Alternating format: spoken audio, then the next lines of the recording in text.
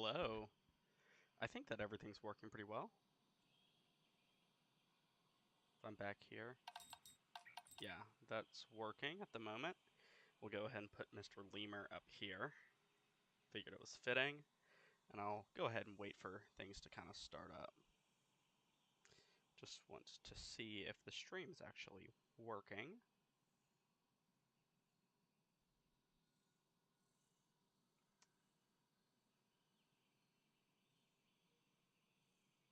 Is it? Yes, it is. We are indeed working. I can wait for a little bit.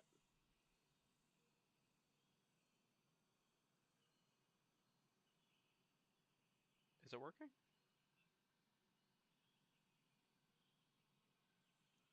Why is chat? Oh, live chat. Live chat is working. Okay, never mind. Yeah, okay. We're all good. I will go ahead and share this on my story on Instagram as we just kind of wait for people.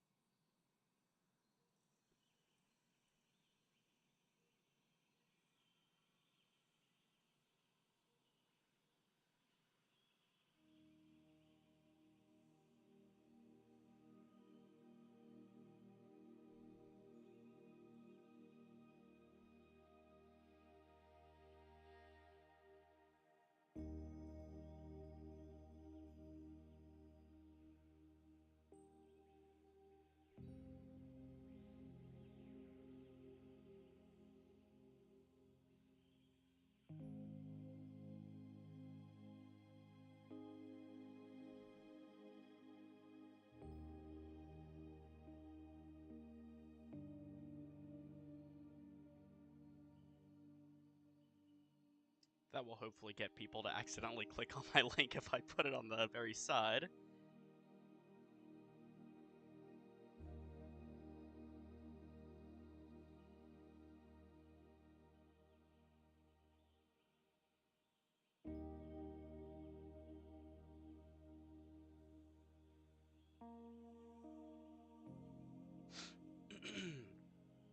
So I guess now we kind of wait.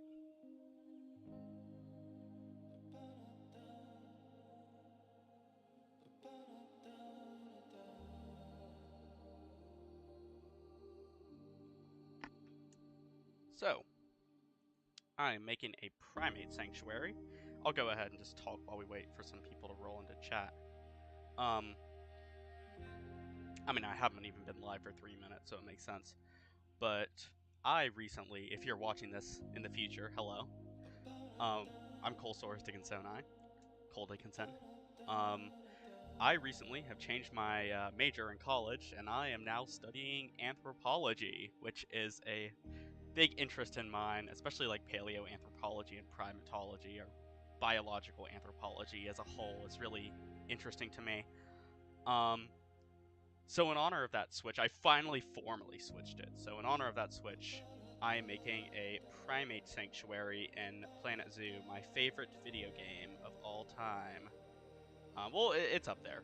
There's a couple that are up there for me, but I think it'd be pretty fun, and we can make a pretty fun little sanctuary. Let's see, what primates can we even get? If we go down, the first one that I'm seeing is the bonobo. We'll probably have one of these. These are pretty cool apes. They're related to chimpanzees and therefore fairly closely related to actually us as humans. 99.6 or 0.4, I think, of our DNA. Bonobos are really interesting. They're matriarchal, unlike chimps, which are patriarchal. They're pretty cool.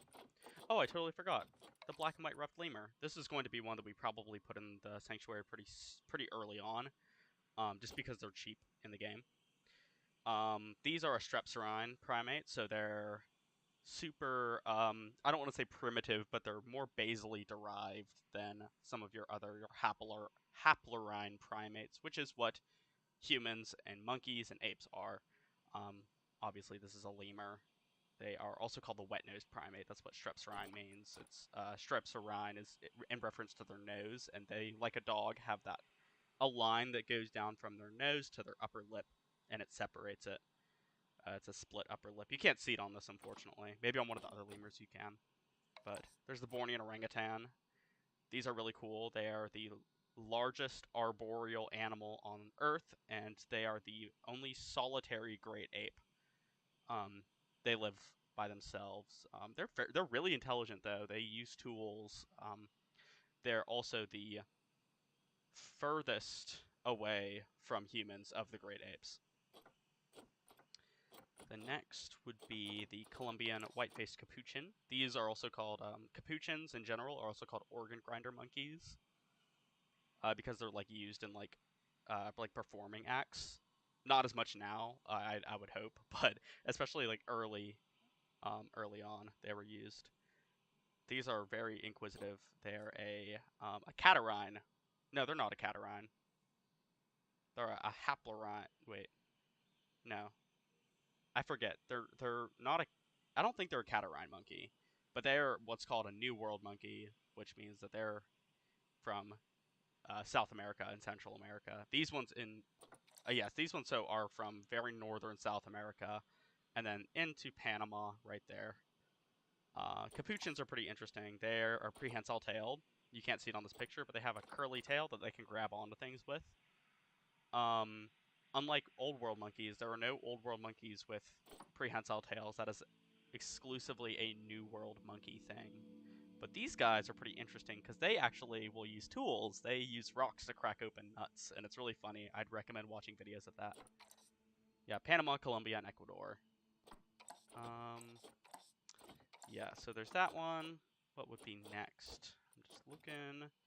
The Fusa is actually something that eats the lemur, but we're probably not going to have that in zoo. It's not a primate. There are a couple primates in the game that I don't have because I don't have the expansion packs with them in it, but that's alright. The Japanese macaque. Japanese macaques are really interesting. Macaques are often used in research studies whenever there's like a study that's trying to kind of see for primates. Japanese macaques are found in Japan, obviously, but macaques in general are found throughout Asia. They're found in China, India, Southeast Asia, all of that area. But these are the most northern monkey in the world. They have been observed using hot springs, which they actually got that behavior from watching humans kind of bathe in hot springs. They've also developed a bunch of protocultural adaptations, like washing different vegetables in salt water to get the salty taste on it. Because just like humans, they like salty things, like most mammals do, actually. But it's pretty interesting. They're also called snow monkeys, which is really cute. They have thick, insulating fur, and they have really tiny tails. In order to, they don't really need tails. They're mainly terrestrial. They don't spend a whole lot of time in the trees. Although they will climb, they're good climbers as well. The large gibbon. Gibbons are really cool. I love gibbons. They're one of my favorite, if not my favorite ape. They're a lesser ape. The only lesser ape are the gibbons, the Hylobates genus. I think there's about 5 or 6 species of Hylobates all throughout Asia, Southeast Asia, China, and I think parts of India also have gibbons, but mainly Southeast Asia is where you find a lot of them. The large gibbon specifically is in Southeast Asia. I think it will say, actually. Yeah, so Southeast Asia, Thailand, Myanmar, Indonesia, and it says China. I guess they're getting into the tiny, I guess that's like the Hainan province right there. These are endangered. They're monogamous primates, which are really, they're actually fairly rare. Monogamy within primates is kind of rare. But the male and female will actually sing, or not. Well, I guess it's called singing, but they really just will kind of howl together to kind of let every. Oh, I have water.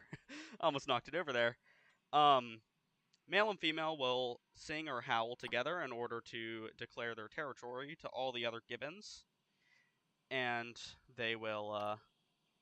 That's how they kind of proclaim their territory. It's really cool. Males of some species, I don't know if the large gibbon has it, but males of some species have an inflatable throat sac, and it's really funny to amplify their calls. The mandrill, these are a monkey. These are an old world monkey found in the forests of Africa. Excuse me. Particularly Guinea, I think, has them. Yes, Guinea. Gabon has them. Equatorial Guinea and Gabon is really where they're mainly found. I think they're also in Cameroon and Congo, but not as much. These are really scary looking primates. The males have giant canine teeth, which they use almost exclusively for intraspecific combat. So when males fight over a troop, they will both fight and bare their canines, and they use that kind of to as a display feature, just like that really beautiful, almost face paint looking snout that they have there.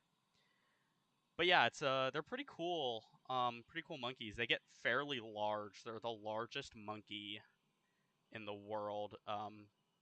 Definitely not as big as any great ape. They're still even smaller than a chimpanzee, I'm pretty sure. But despite their giant menacing canines, these are actually almost complete herbivores, although they will sometimes supplement their diet with meat. That's very, very rare, though.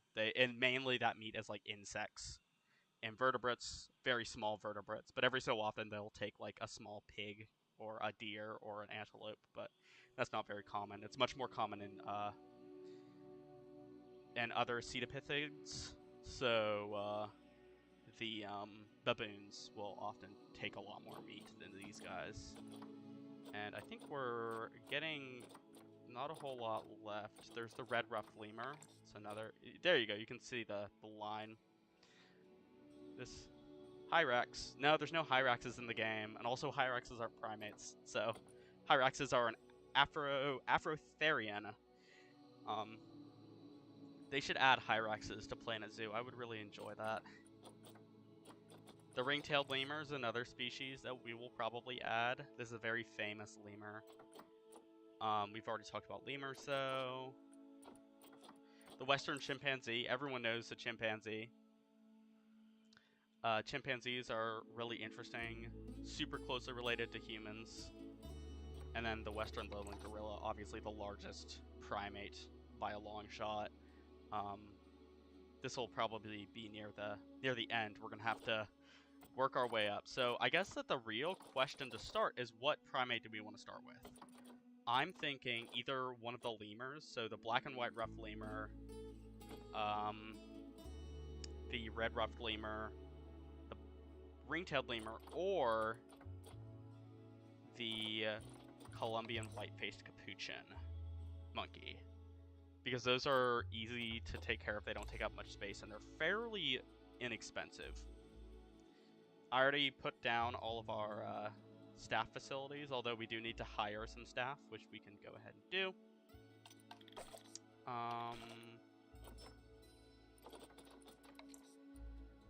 We can go ahead and hire a caretaker,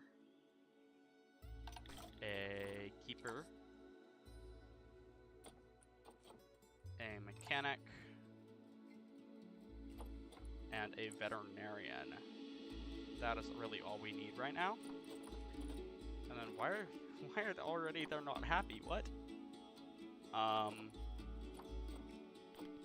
And then we can go ahead and create our first work zone, which is going to just be the entire zoo. I prefer to have like just one being the zoo. That is going to be our first. And then we'll go ahead and assign the caretaker to the zoo, the veterinarian to the zoo, and the mechanic to the zoo. And then we'll wait to assign our keeper until we actually make a habitat, and then we'll start like our I guess we'll make like a small primate area, and then, or we could do it by kind of family, so we could have like the strepsirrhines, and then we could have the haplorhines, but I don't know.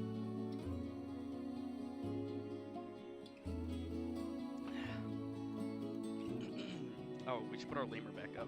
He likes to fall off, which is unfortunate, but we'll try to get him to stay up. There we go.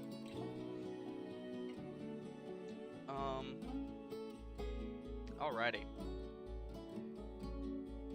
So I think, no, not that. The log paths, and I think we decided, I think it was 6 meters. What is that? Hey, what's up, Nick? Was it 5? It was 5 meters. So 5 meters. I am thinking. I stream every so often. I on the YouTube channel, I used to do like videos. Twitch is better. I agree. I just already had the YouTube channel, so whenever I stream, I don't like. I think I used to have a Twitch channel, but I just was so used to the YouTube streaming that by the time that Twitch became popular, I was like already so used to all of the different stuff of how to do a YouTube stream. So I don't like learning new things. Let's see where our negative impact is. So we really don't want to go over this area until... You know what we could do? We could make a little, like, seating area.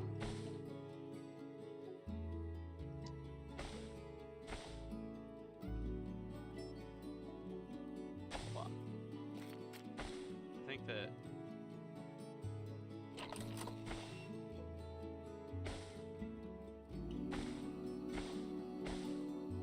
There we go. So this area can be like where people can like get some refreshments. Actually, if that could be like straight, that would be nice.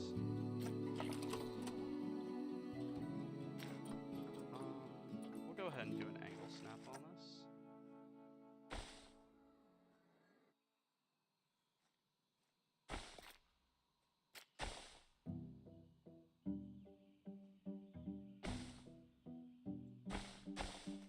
Now, I'd love it to go inline, but I think that if I do actually end up going inline, then it will,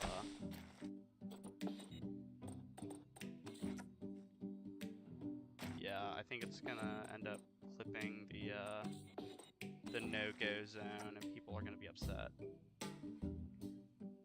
Unless we take it out a little bit.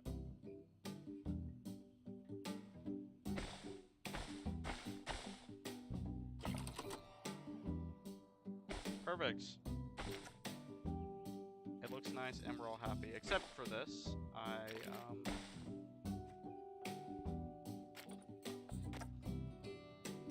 Let's see. There we go. That is nice. I like that. And then we can go ahead and start. I think that we could do.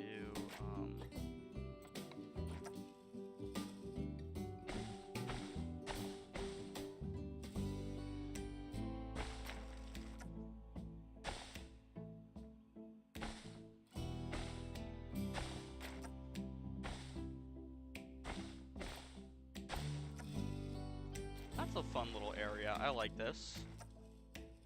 And then let's try to get it halfway. That's a fun. That looks about even. And then maybe even. No, let's not do that. I don't like that. We can go ahead and add in some guest facilities. And I think we are just gonna do the just the stall right now, and we can make it look better once we get a little bit more money. Let's see. We gotta do some. Oh, let's do smoothies. It's very, like, banana monkey. No, I didn't mean to do that. You, I guess, are just here. Okay. Yeah. So when I think monkeys, I think bananas. Is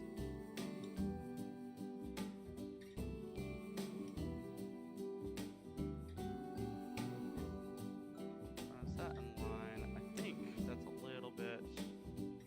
Gotta turn it a little bit. There we go. Okay. And that looks good. And then we'll just have one on the other side, except it will be a a food thing. So let's do a food stall. And when I think monkeys, I think hot dogs. Actually, this needs to be scooched over just a tiny bit.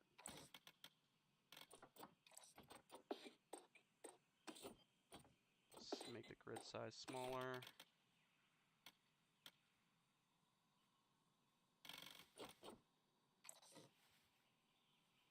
Actually, let's not even use a grid size. Let's just...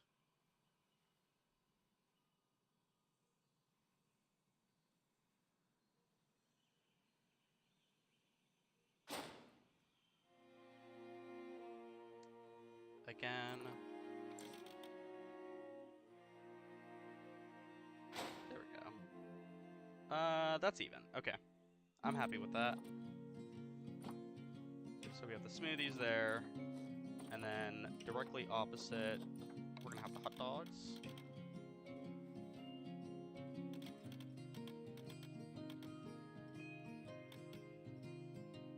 Does that look even, or would that be better? I cannot tell. Do we want two?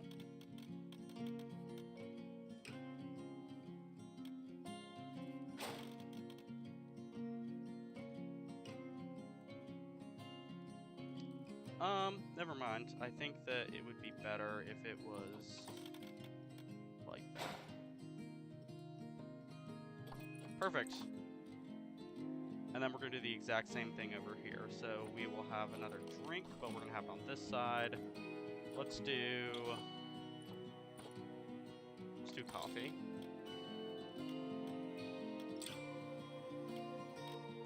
We'll do a new thing. So if it's right here, then we'll just go like right here.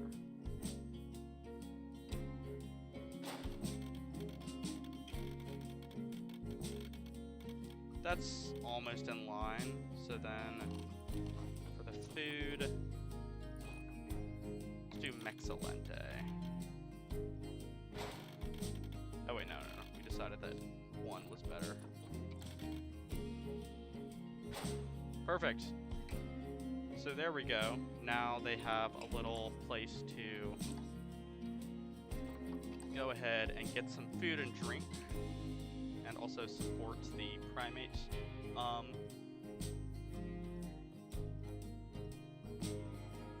The primate sanctuary. And then we can go ahead and start working on our first habitat. So I think our first habitat is going to be over here. I think we do the white-faced capuchin monkeys.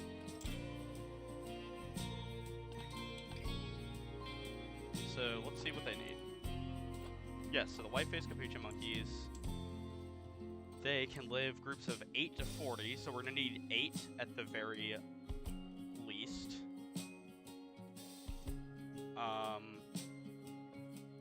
The guests can interact with them. However, I think that all of the enclosures are not going to be like places where they interact, because I don't know. I just think that if it's like a primate sanctuary, I don't think that like guests going into the enclosure would like be a very good thing.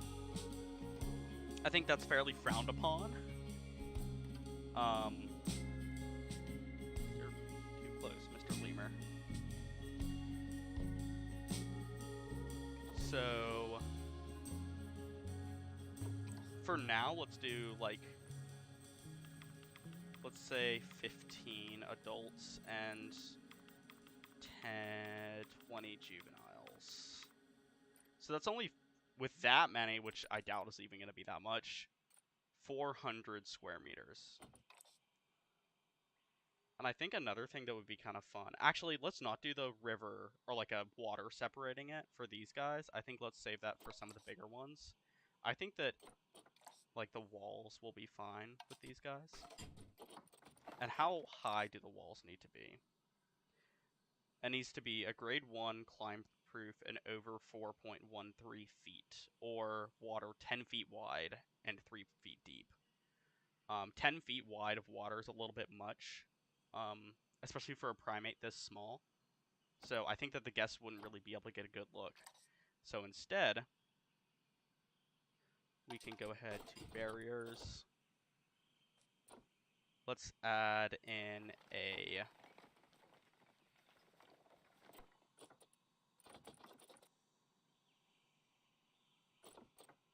Oh, it's a small guest gate, but it's like a barn.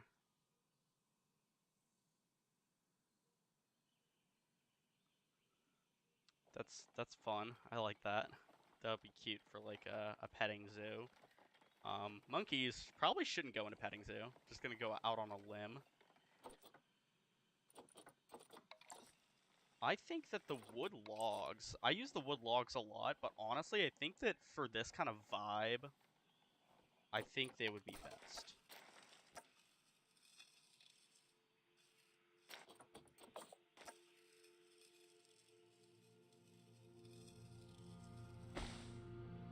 And I think that also we're gonna go ahead and just like do like this.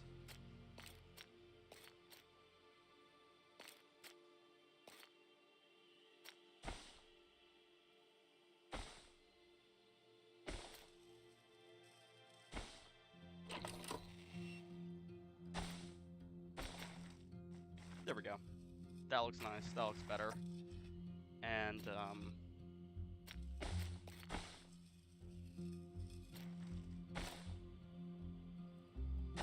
perfect. That looks really good. And then I think that we can even have our little wood logs go around where the capuchins will have. Actually, you know what we're gonna do? We're gonna do something even cooler. For our capuchins, we'll have like a viewing area down here. And then I think... Nope, not that.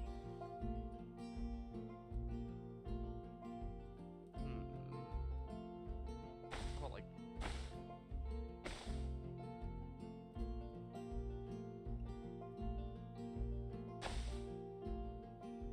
How about like this?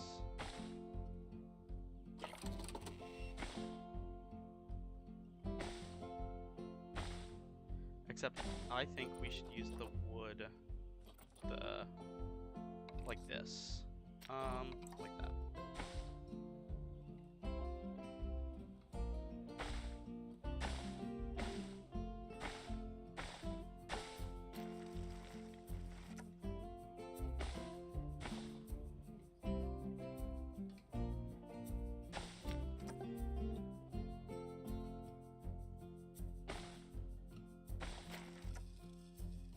That's pretty cool.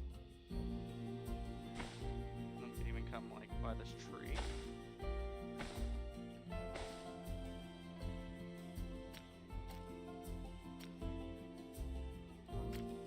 That's kind of fun. And then I think that we could even take this further this way for our small primates.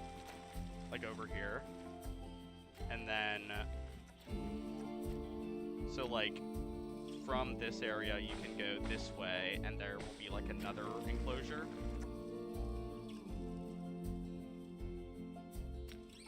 I also think maybe this is a little too far, because I do want this to feel like a sanctuary rather than like just a regular zoo. So I want the monkeys in this case, but primates in general, to be able to get away from the people.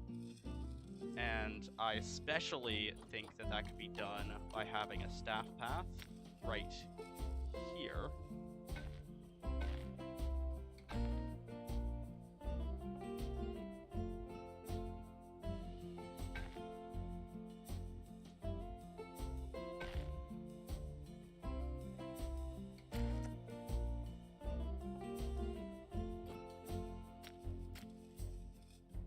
And then for the barrier, I think that we'll do a wooden habitat gate.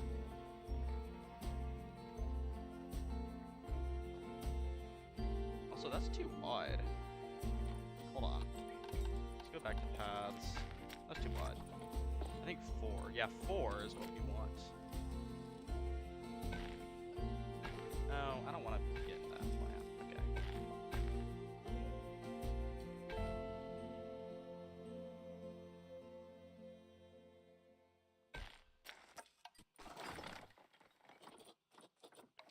a wooden habitat gate. Too much path. Okay. That's better. Okay. We'll do this right here. But we're not going to do this yet. So what we're going to do is we're going to make a little thingy, a little hut for our monkeys. For architecture, let's just go with walls right now.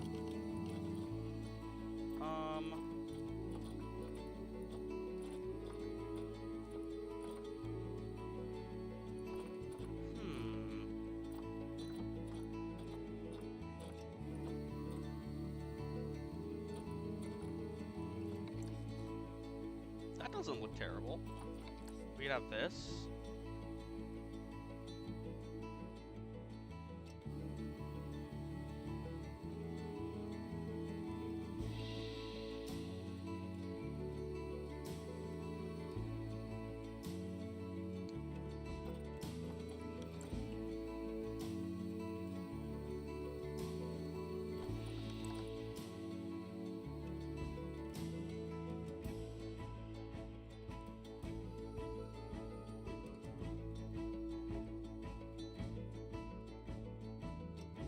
That looks nice. And then we will just use the walls.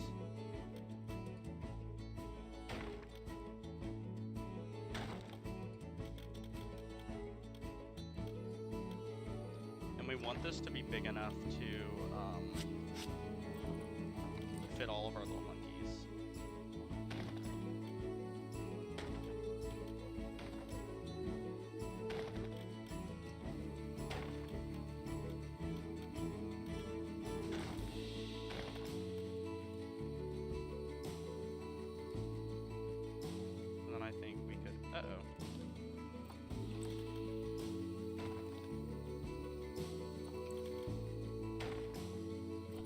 And then let's do just a regular doorway, I think is fine. And then we can make this look nicer by putting in... Actually, you know what we're gonna do? We have these logs.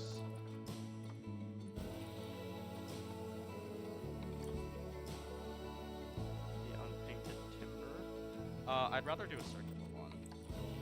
No, not you.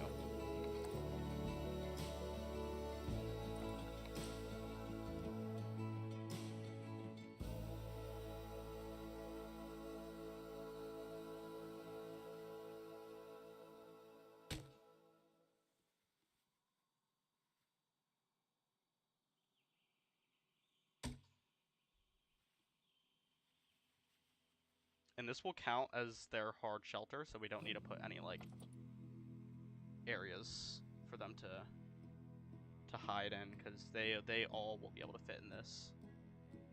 And then we'll put one back here.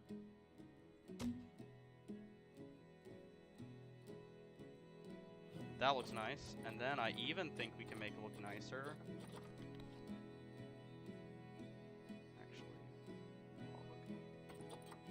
Go.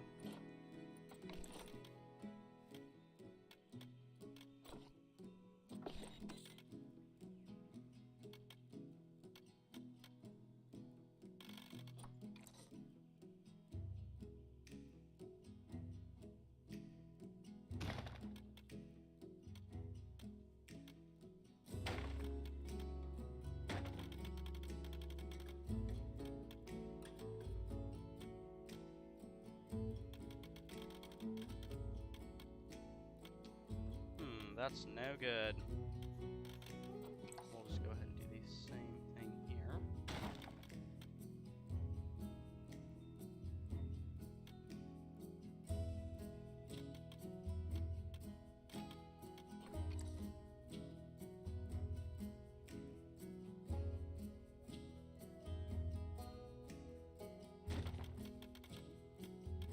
And then I don't know if we can have anything here. I think that's just not going to work very well.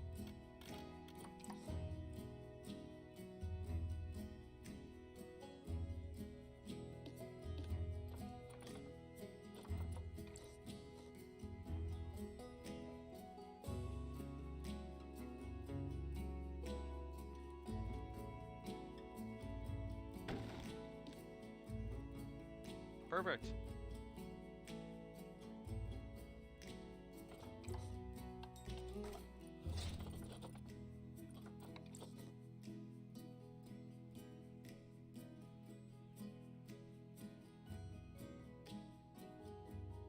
And you know, as weird as that is, that almost fits perfectly with that like pathway. So I'm kind of glad that it's just like that. So yeah, that looks really nice. I like that a lot. And then we can do a roof, and for the roof, I'm thinking we can attach it to these. That would look kind of fun.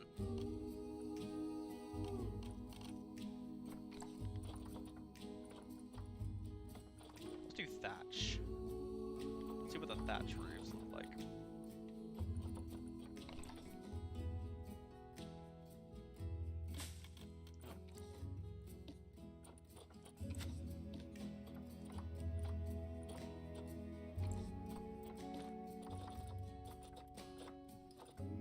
Do we want the palm thatch? I feel like the palm thatch would make more sense. Except not that one. That one didn't even work. Maybe just the regular thatch would look better. I'm gonna have to make the grid height a lot shorter. Ugh. Doesn't fit. Oh, there we go. Okay, it'll fit this way. In that case, maybe we should use the palm thatch. I feel like it'll work now.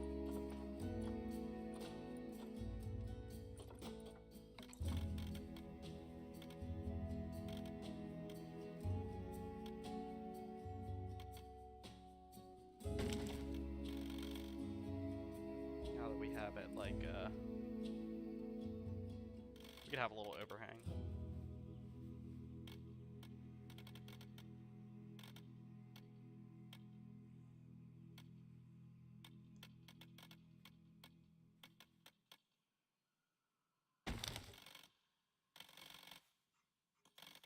That's nice.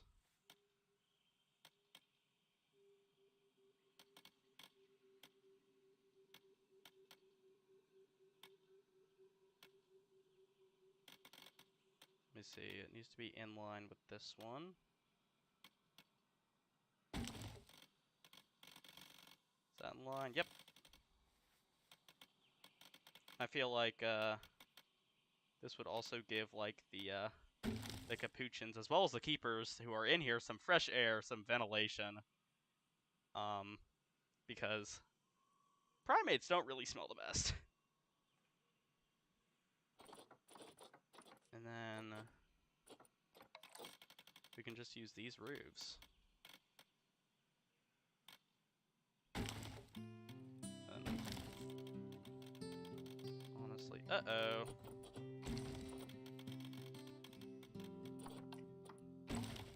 That's too high.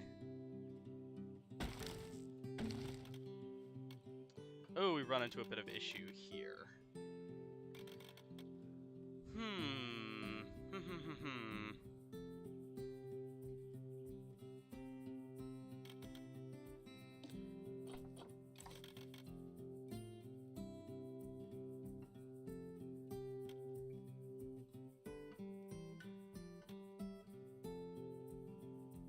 We can solve it by doing that.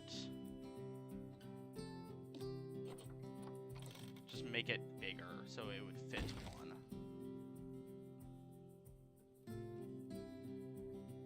But then I feel like we would have to make it shorter, like that. Okay, that is what we're going to do.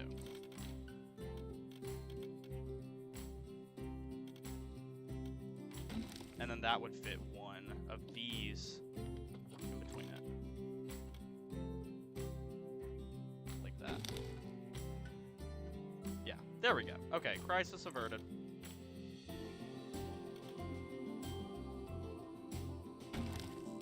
And then this one is gonna have to be moved. We're already over 30 minutes in and we don't have a single primate in our primate sanctuary. Actually, technically we do. We have 4, but they're all Homo sapiens, which is not necessarily a primate that needs conservation at the moment.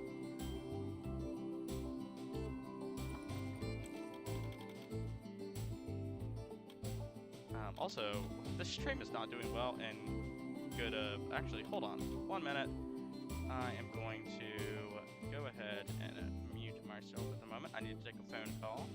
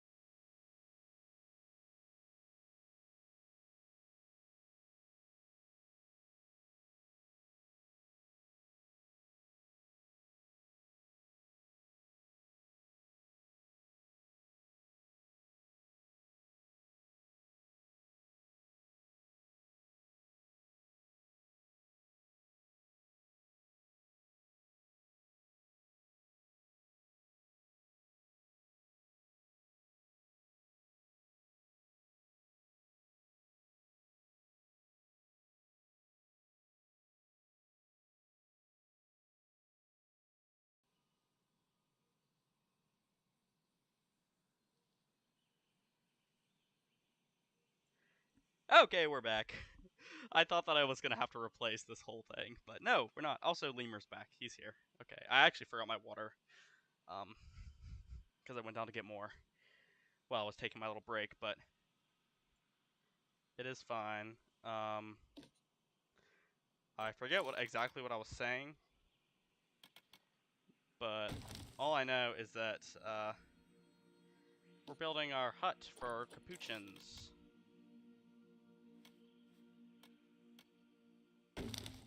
No, I meant to copy it, not just take it away. There we go.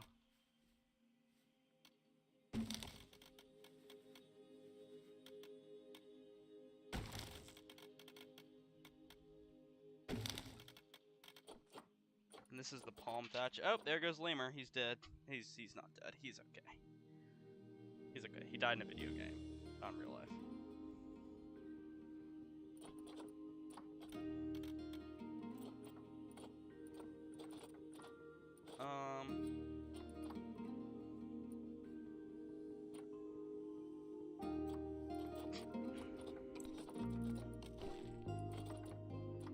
What if we use the planks?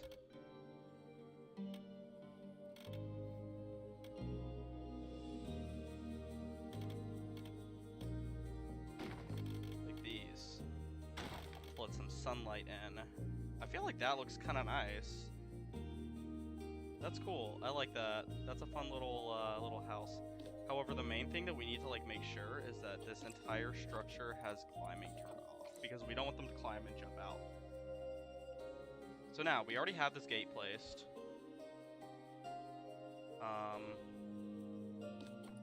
No, not you.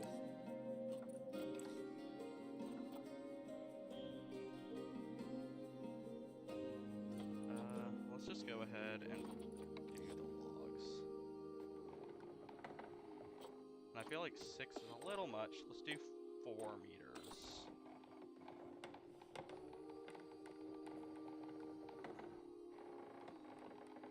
And we'll hide it inside that. And then I like the curved ones more.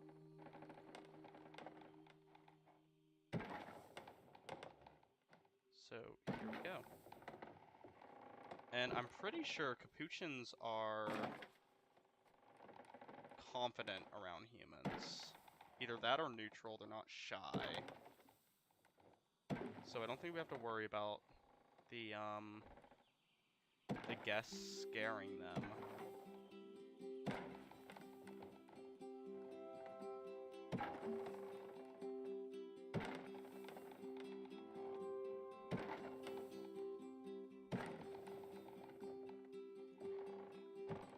Wait, 2 meters is...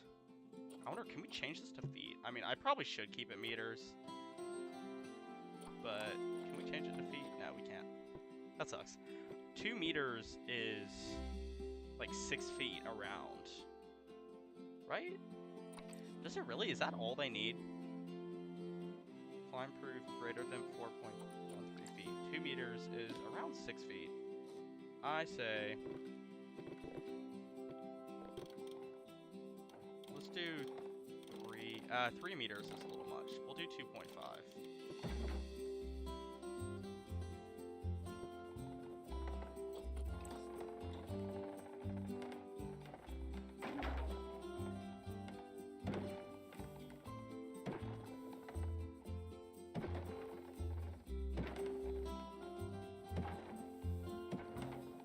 So this will allow the guests to actually be able to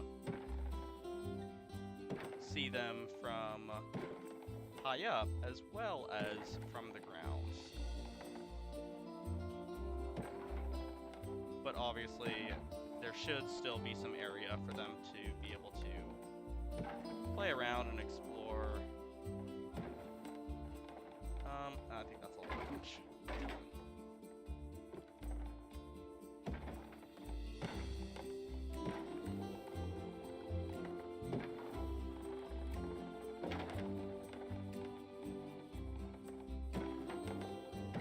There we go. Yeah, that looks nice. I like that. So they still have like this area over here where they can go and be undisturbed by people. And then obviously inside here they have all this. And then they have all this area outside. The one thing we need to do is around the entire thing, we need to make it climb proof. So let me check. Is it the left? No, it's the right. So on the right hand side, it's going to be climb proof because we don't want our little monkeys climbing out. And then I'm thinking from here, all the way to here, or here, here. There's going to be glass. can see inside. And what is their temperament with people? They're confident, so they're not gonna even care that people are watching them. That looks nice. How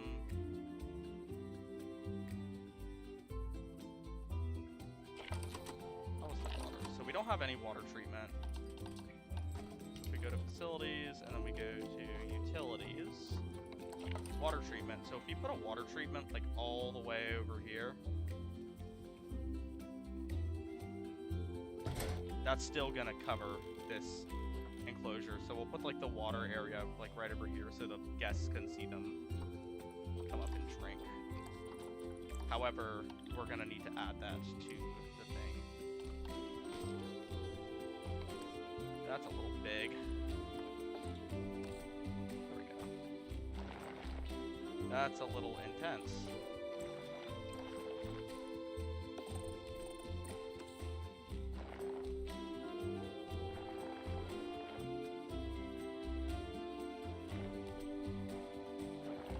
And we could even put like a log or something that goes across.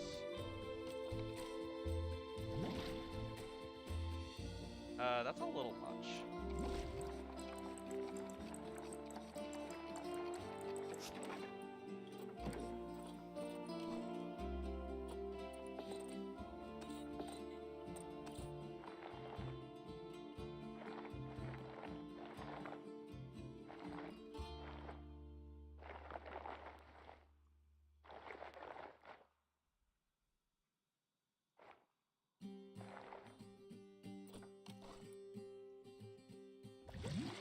There we go, that's a lot better.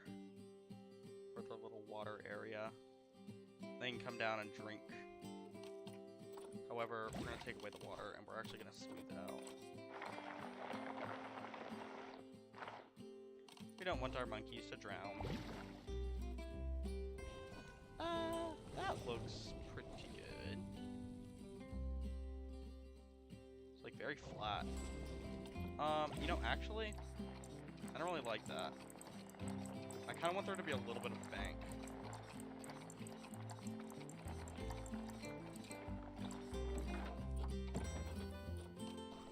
So we're going to turn up the intensity to 100.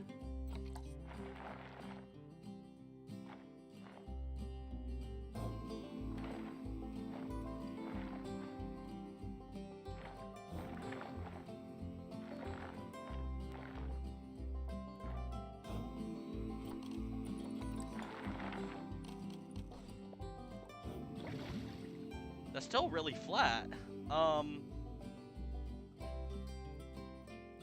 That may be the best we get. I mean, that looks pretty nice either way. You know, I'm just really not a fan of that. We don't have... It's either this, which is way too steep, or it's that.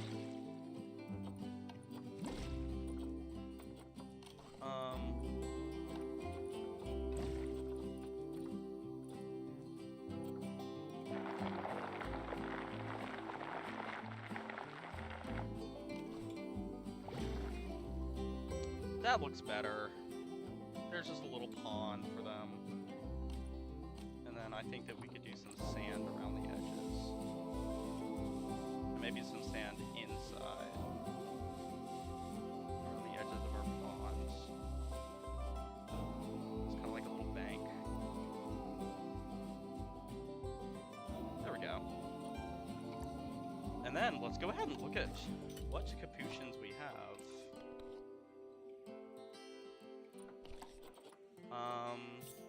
Here's a 3-star one. That one's really nice. We'll get you. You are not the best. You're good. We're getting you. We'll get you as well. We'll get you. And we need 8 of them. We have 4, so we need 4 more. You're good.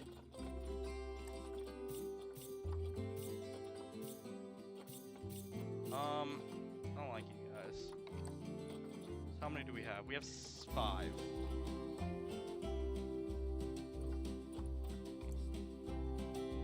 You know what we're gonna do? We're gonna go ahead. Let's go ahead and send our quarantine. And while they're in quarantine, we'll wait for some more to pop up. But let's go ahead and give them some habitat things.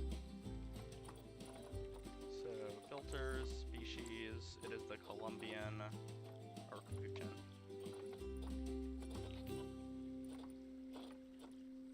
Oh yeah, hold on. Before we do that, let's go to our work zones. Unassigned, you are going to go to the zoo, and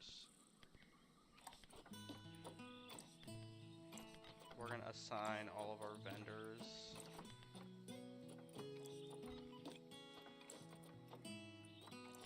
just to the zoo.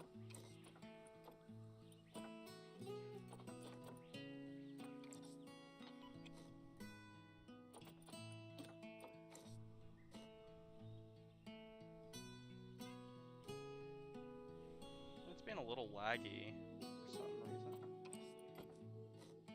Oh wait.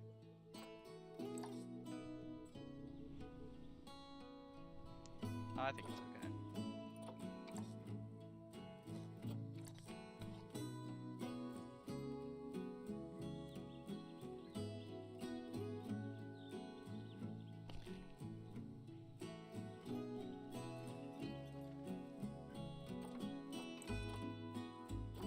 So we're good there.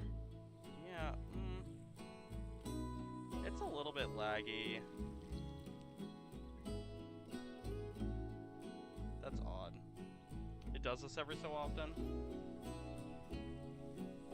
It may just be a little warm, which happens. Speaking of warm, we're gonna take off Mr. Lemur.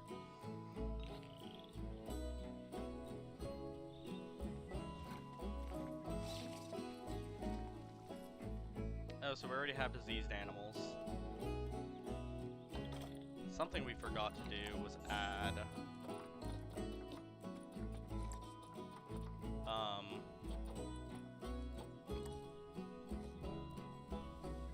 where is our water treatment thing?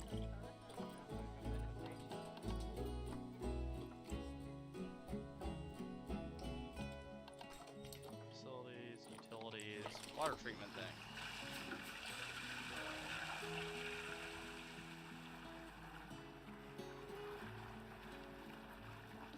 There we go.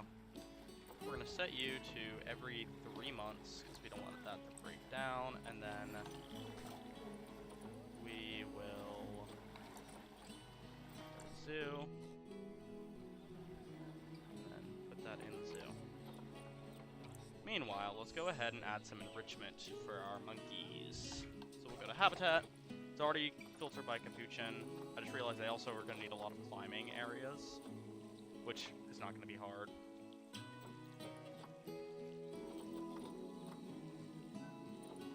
So, for toys, I say we give them some balls.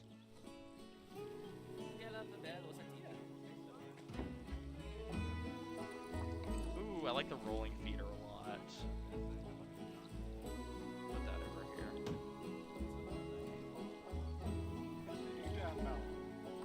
Also, no. We'll put a suspended forage feeder as well, like over here. An ice ball, I think they would enjoy.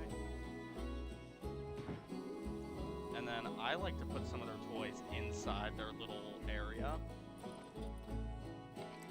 But the rubber duck has just got to go in the water. There we go. I always put the rubber duck there. Do we have another feeding enrichment? Yeah, the frozen fruit can go in their Heidi area, and then forage box over here. So people up here can watch them forage in their forage box. Then I think we could put some like toys in here. No! We'll put the pumpkin ball in here. And then because I want them to be able to play, but also be away from people.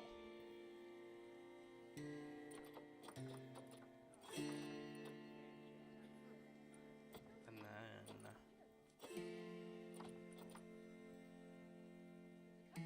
that's good. Then we gotta add them, give them some bedding. We should do the leaves.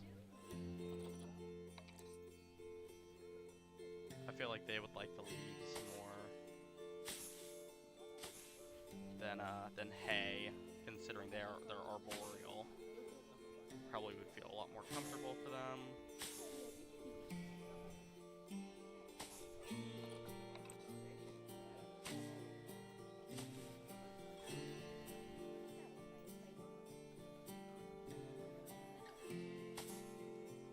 And then also, we're gonna go in, and I want to change this all to dirt, or light soil. Actually heavy soil, yeah. Because that would look more like a behind-the-scenes area. I don't think grass would be growing in an enclosed area like that. Also, I don't think the capuchins really like very much grass in general.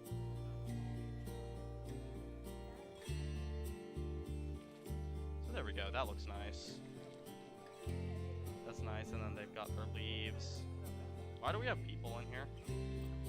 They're probably not very happy.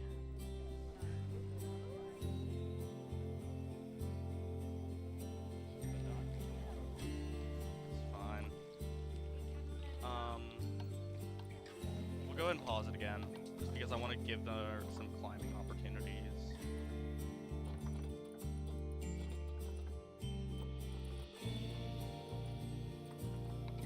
They have like the lemur climbing frame, which could be fun.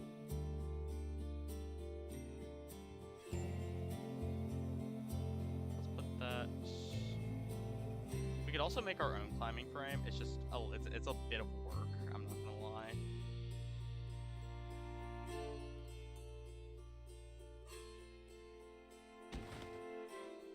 There we go. That's kind of cool. And then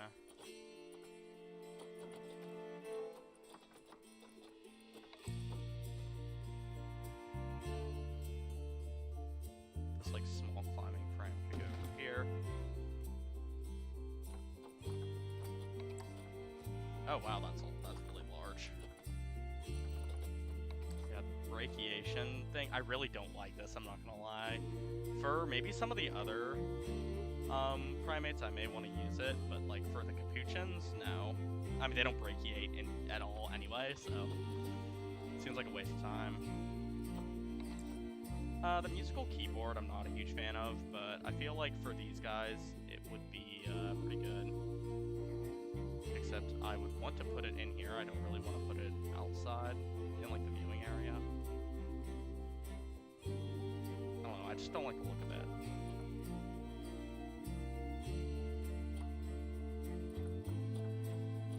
The box is okay.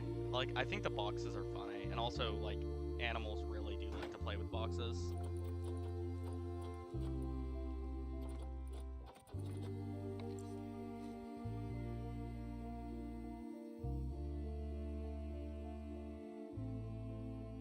We could do something fun. Let's do like that.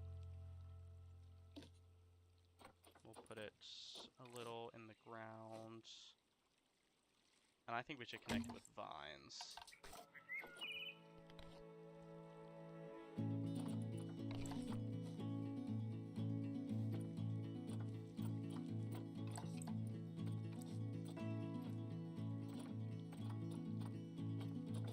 Align the surface.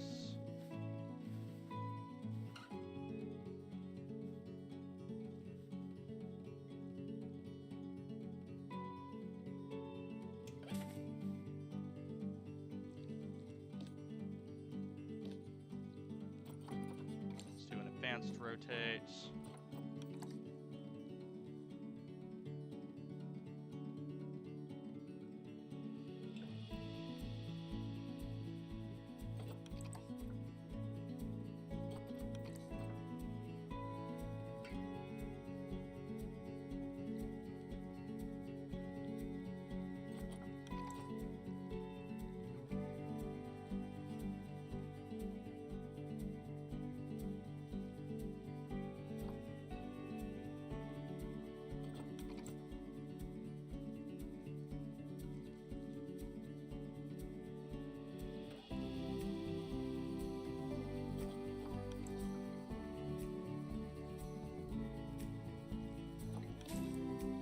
we go. That looks cool. I just think that the vines look really nice and would provide some fun climbing opportunities because they can't climb on that.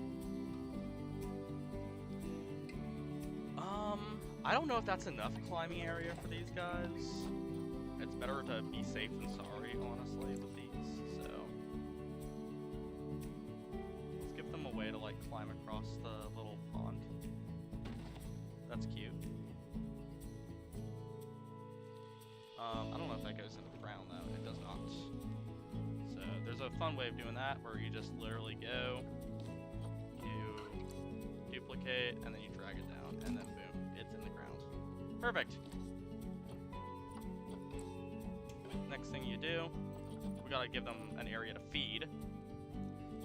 So, I like to do it kind of fun. We'll use the arboreal feeding platforms,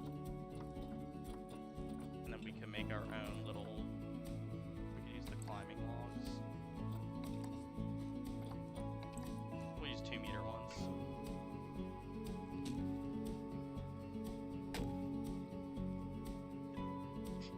Excuse me.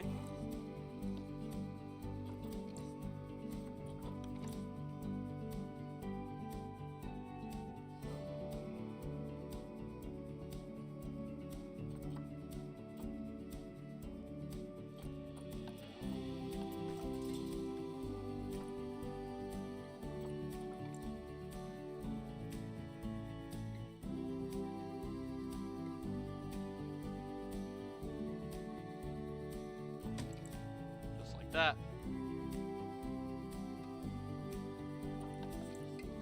And then we go back to habitat, get our big climbing platform, like his. Oh, is it this truck? Hold on. Okay. Oh, that's too close to the edge. So never mind, we're just going to multi-select all of these, and we're gonna move them right here. There we go. Then we can go back to habitat, back to the arboreal feeding platform, and then all you do is you just put it up like this. Let's center it a little bit.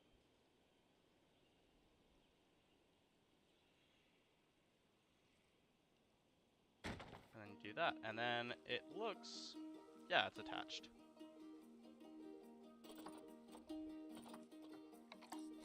And then I think we should put one of these down like that. What? Oh, it's still attached to a line surface. So we do it like this.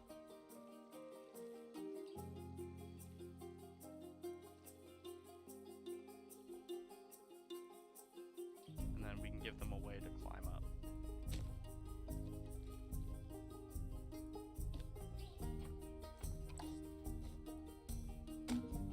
No.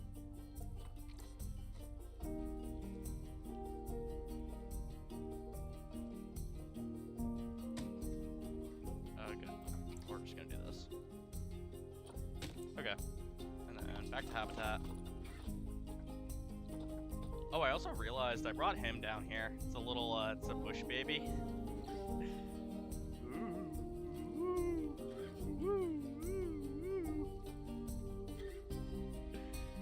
I thought it was funny. So let's do. Is there a thick one? Oh, there's a tree trunk. We'll slap you over here. I like the tree trunk. Let's just do the whole thing. And then we can do some like branches maybe.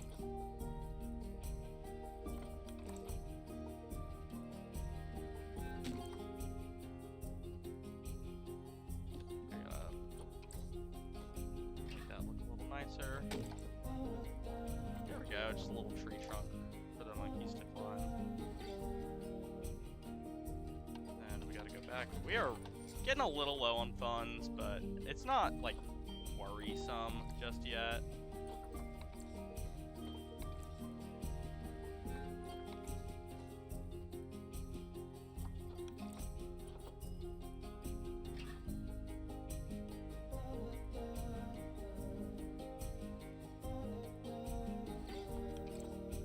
always looks really nice when it's done right, but it's kind of hard to do. Where you're like, no! Where you make the log look like it's leaning on something.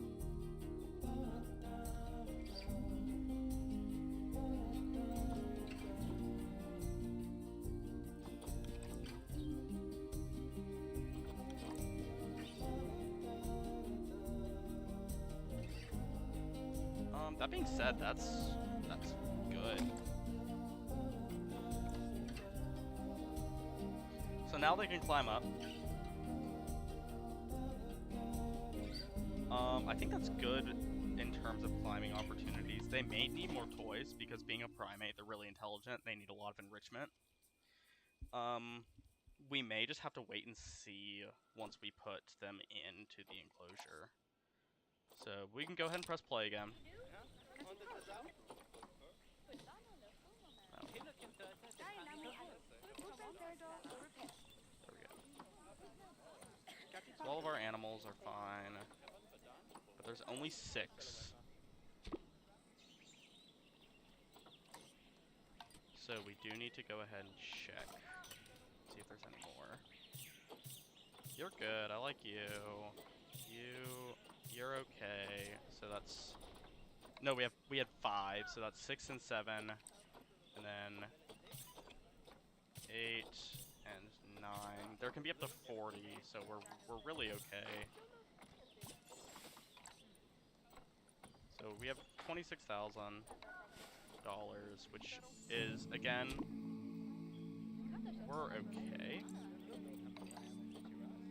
And the keeper can't reach this feeding platform after all that work.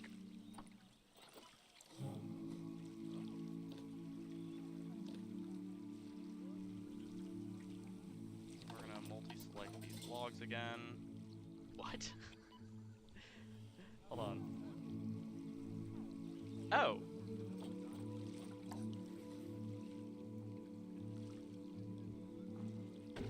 Can that be reached now? Yay, it's accessible. Okay. And then we're gonna do the same thing for this, except we're just gonna...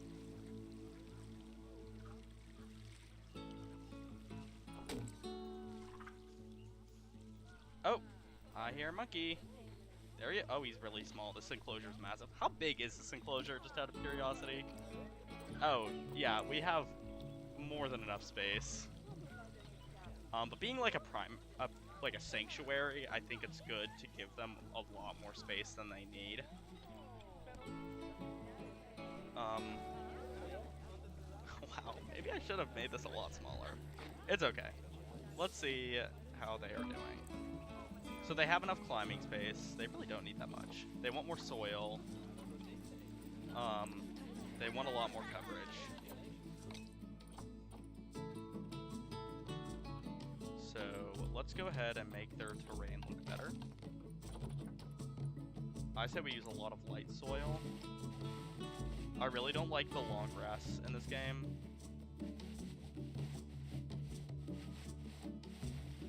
So let's just like do a lot of light soil, especially where all the trees are gonna be, which is almost everywhere. I want this enclosure to be fairly covered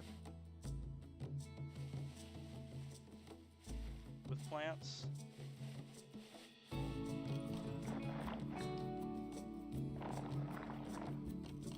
Oh, I'm smoothing out the terrain. That's fine.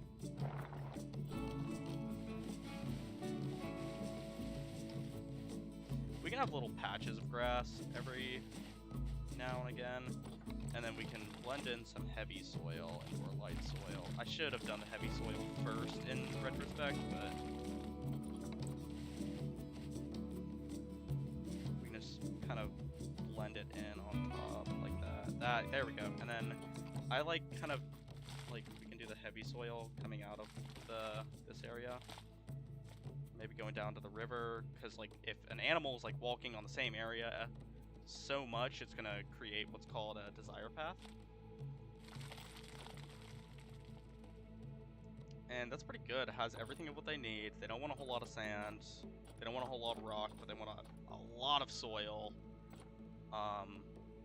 And they're okay with a decent amount of grass as well, which is what we have. They have more than enough hard shelter, perfect amount of terrain, obviously. They have a lot of area. And yeah, so we're doing pretty well.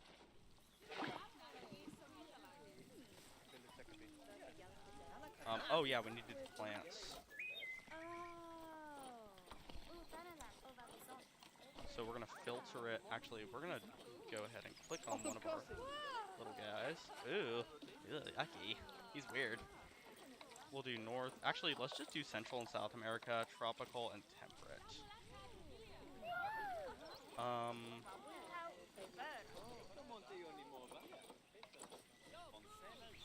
I like the Cecropia trees, so we can add maybe a couple of these in.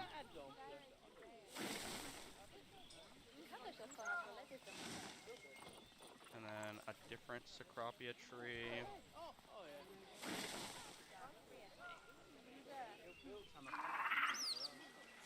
There we go, there's that famous kind of monkey noise. And then we'll even do a couple of... Oh wait, there's a third Cecropia tree? That one's a little tall. We'll do one. And then we'll do some saplings. I like the way these trees look a lot. There's a moth native to my area that is named after this type of tree, I'm assuming.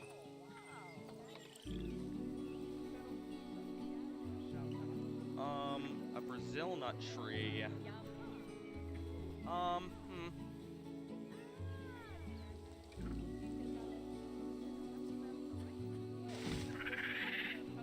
Place it in there. We're gonna go ahead and pause it, and I just want to move our hours. Yeah. So 5 a.m. Let's open at 7:30 a.m. And then we'll close at 12, 1, 2, 3, 4, 5. Wait. 12, wait. 13, 14, 15, 16, 17, 18. We'll close at 18:30, which would be 7. So it's 7:30 to 7:30 essentially. Admission, let's do 5 for an adult and 3 for a child.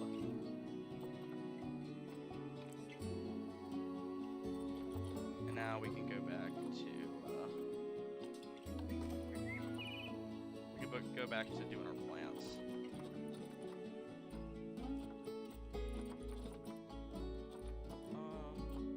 What's that? That's pretty, but not very. So we were looking at the Brazil nut trees. That one is too big. That one is also too big. The saplings, I feel like we should put a couple in.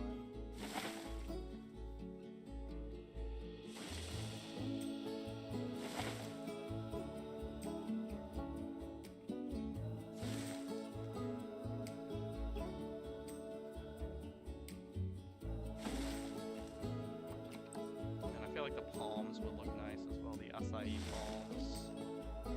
Really tasty fruit as well. Maybe they could eat some. It has more protein than red meat, or per gram. However, the thing is, it's adding plants is kind of a blessing and a curse. It's a double-edged sword because it looks really nice, but it does also limit the view of the animals, and the guests can get kind of butthurt about not seeing the animals, and they'll not like our zoo as much, or sanctuary. So, we do have to keep that in mind. Coconut palms, of course.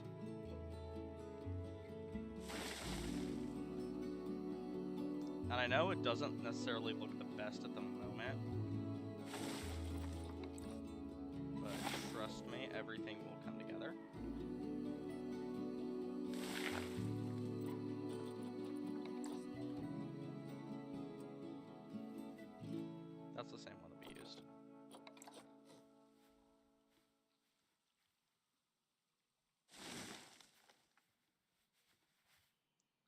That's looking better.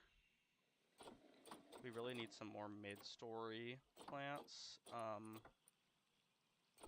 which we can get. Strangler fig, that would be fun. Let's do that like right here. There we go. Now it's starting to kind of tie together. Everything's looking good. That's kind of how. Ooh, the tamarind trees are really pretty.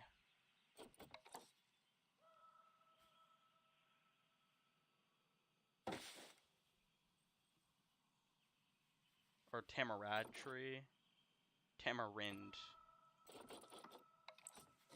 We already added one of those ones. Let's do like a little one over here. Because if you look inside, you can still see him climbing around. There we go. That's kind of looking nice. Should we put a strangler fig over here as well?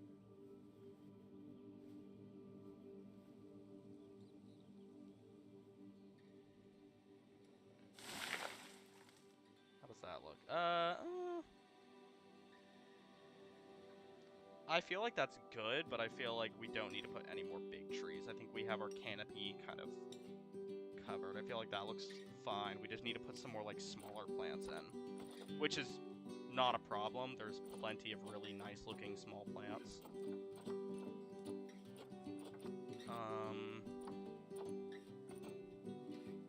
For instance, we could go ahead and start with banana palms. If they're monkeys, gotta have bananas.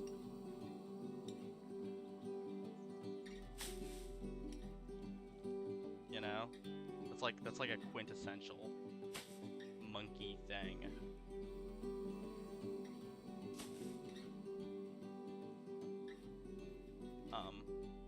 To be honest, I actually don't know how much monkeys really do like bananas, or especially capuchins. But monkeys just like kind of fruit in general, so I wouldn't be surprised if they did like bananas. I wonder where that actually like stereotype started. I would be very curious to do that. That seems like something I would look up like at like 2 a.m. bananas.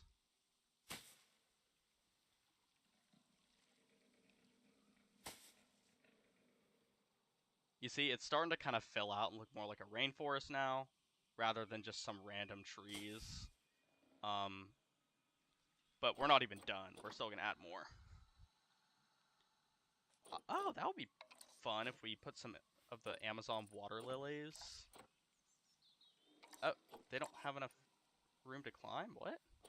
Hold on. Yeah, they have enough. It was just a glitch. What I meant to do is go here, and then go to align to surface, align to water. That's how you get floating plants to actually float. We'll do that. And then we'll do one of the ones with 2. And then we'll do this one kind of disconnected over here.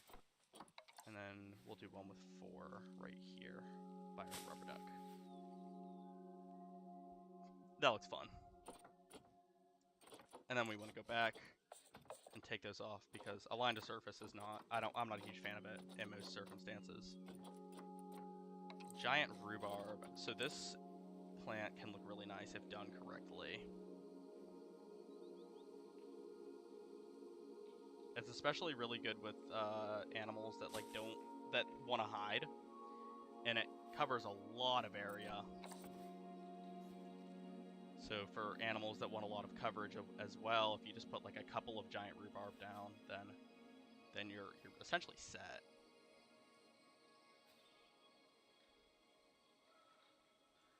We'll do one right there. And this is the small giant rhubarb as well. So like these things take up a lot of space. Which it looks really nice, but also like sometimes they get caught in each other, or like it'll like get in other plants. Like that's the biggest one. It's giant. Hence the name. You know, that would kind of be a giveaway. And then, I'm not a huge fan of like all 3 of those there. What? We'll put something else right there. I would like another giant rhubarb. Let's put it here. That's perfect. That looks nice. And then maybe, I don't want to obscure the feeding area. I want people to be able to see that pretty clearly. Maybe over here. There we go. Yeah, that looks nice.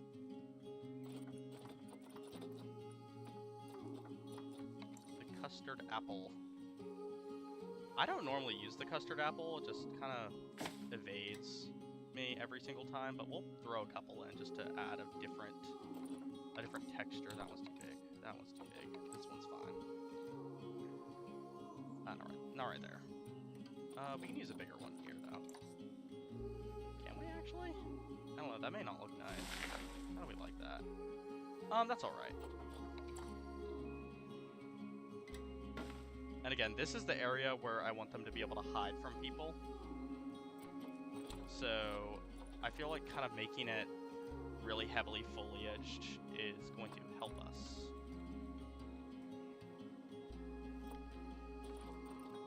We'll add some other plants there. But for now, let's focus on some of the other areas. And those are pretty flowers. Ooh, these are nice. I really like these. Because you can, like, combine them to make an even bigger one, and you can put them wherever you want. So you can, like, form them around different areas. So we're going to add probably a bunch of this stuff. What is it called? It's called Scaviola. Then you can even, like, bring it up a little bit and make, like, a taller one. So let's add some more Scaviola to kind of just obscure a lot of stuff.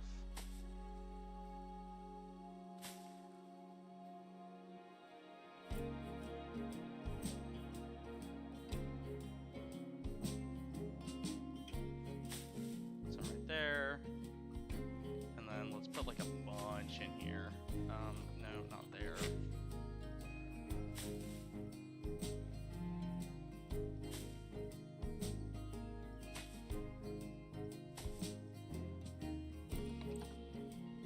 That's one of the bigger ones. I think that's fine, honestly. And we can put one back here. Or actually, we'll do two. Yeah, and then I don't want to put too much. I don't want to look... I think that still looks okay. It's just kind of bordering on too much for me, but... in moderation, it looks pretty good. Just like anything, you don't want to override a whole lot. The tree ferns are really nice looking as well. I want to put some of these in. I don't want to put too many though. If you put too many of them, they don't really look that nice, but like a few looks pretty good. So we'll scatter them every so often. We'll put a tree fern.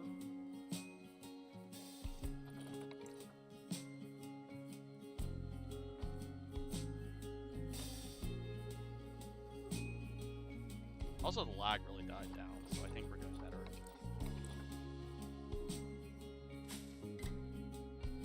There we go. This looks nice. And then let's put another one of these ones right over here. And actually, I may do two, like, right next to each other, honestly, because that... yeah, that looks nice. I like that. And then maybe one more. Like, right now. There? Is that too many? That's too many. We need something right here. What are we gonna put? We could put an elephant ear. I like to go crazy with the elephant ears. I think they look really nice, both in like person, but also in the game. They're pretty nice. Especially these like nice, the big ones look really cool. They're also not super tall, so you can put a lot in and like not hide a whole lot. Especially like down here by the water. We can put a lot of elephant ear in. And yes, I do know they're invasive. They're an invasive plant. but they're still really pretty. I can see why people planted so many of them to make them invasive.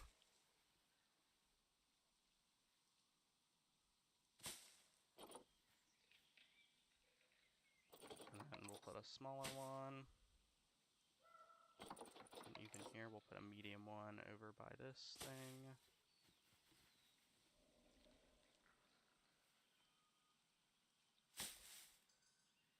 They're kind of a quintessential, like, South American plant.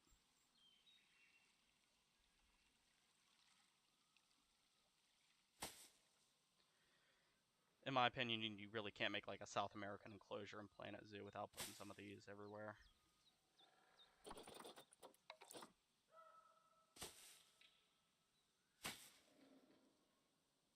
Actually, you really can't make a tropical Planet Zoo enclosure without putting these everywhere, in my opinion.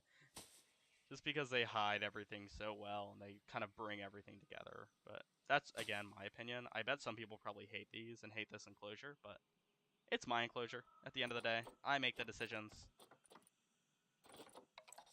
Lobster claws are kind of pretty, but I think that we're getting to be almost done. The Swiss cheese monstera, also really pretty plant. They look really nice with the elephant ear as well. It's a nice differing of the texture of the two plants.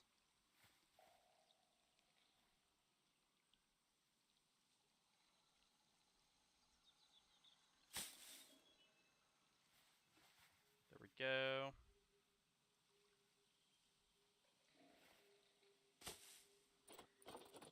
And then we can just put some of these everywhere.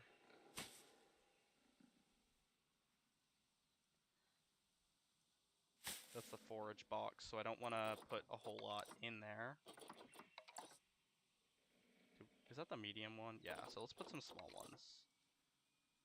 Right there. Maybe one right there. One over here.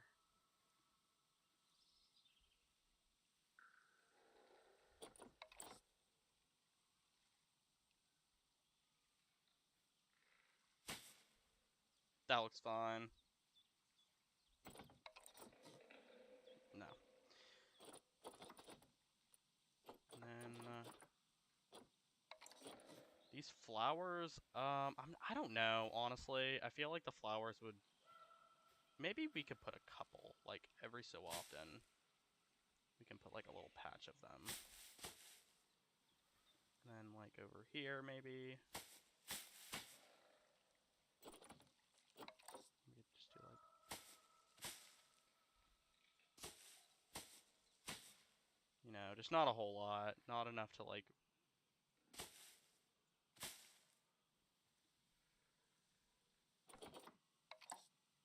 Maybe, like, a single patch. Like, one little straggler, like, over here. Yeah. And the orchids are really pretty as well. I just don't really think they're going to tie into this enclosure super nice.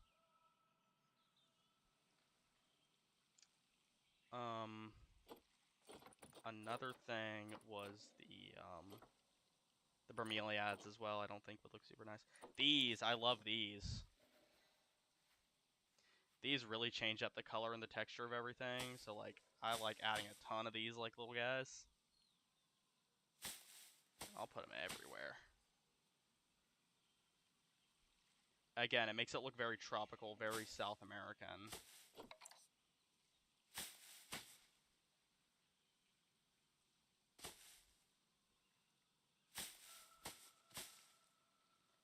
So, we'll kind of fill everything out with these little...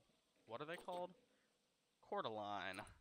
These little cordyline plants.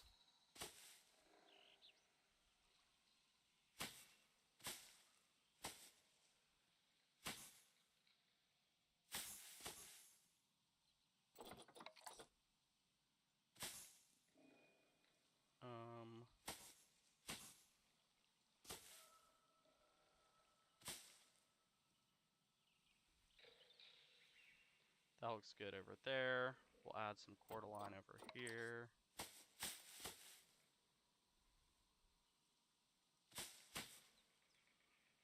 Maybe under rhubarb.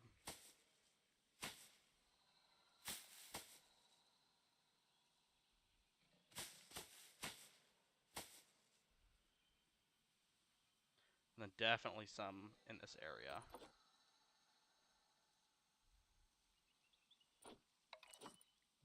We could do a large patch right there.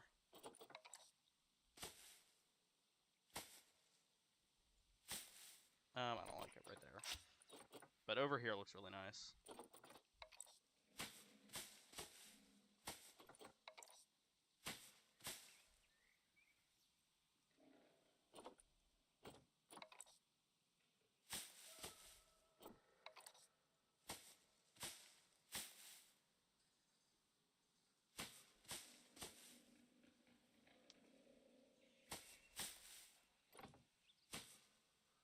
I think that is good for this enclosure. I think that looks really nice. It's pretty big, but we can go ahead and press play. And our quarantines are getting done. Still have one. Oh, something that we need to do while we wait is oh, I totally forgot that we need to put trash cans in. Hold on. We'll go to facilities. We'll go to I was thinking first finances, but let's do bins, benches, and security. I don't really want to do the South American bin. Instead, let's do what kind of gives like primate? The Indian bin? That's kind of fun. I like that one. We'll do this one. We'll do them over here.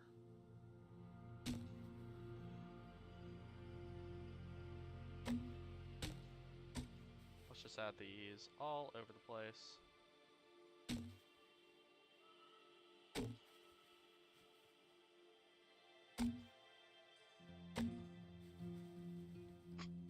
Excuse me.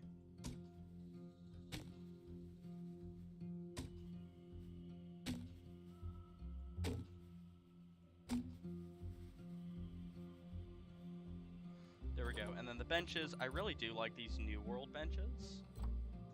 But again, I kind of want to do something different with this zoo sanctuary.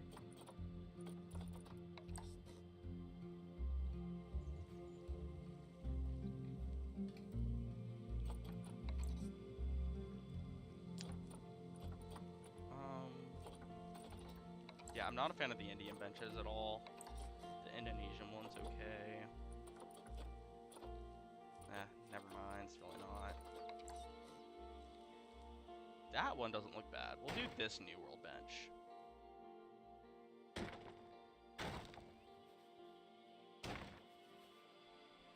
So we'll just put benches, like, just every so often so people can sit down and relax.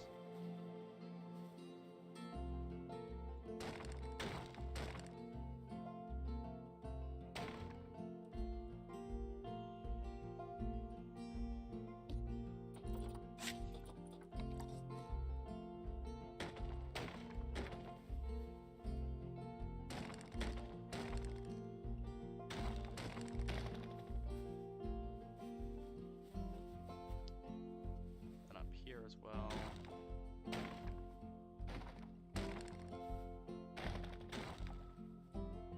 $18,000. We're really running slim on money, but I think we'll be okay, especially once we do this next thing. We will go ahead.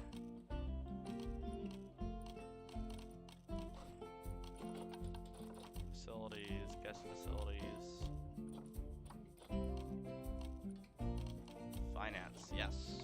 Donation boxes. These are what you gotta do. Place tons of them everywhere. Let's make them look nicer. So,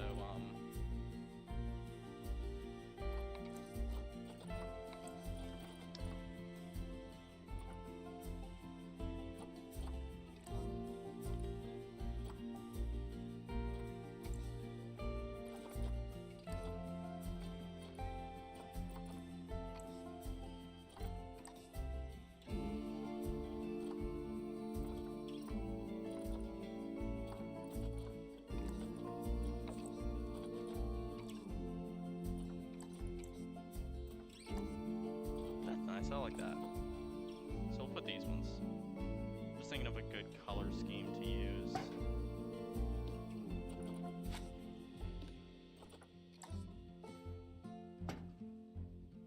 And then we'll put these like...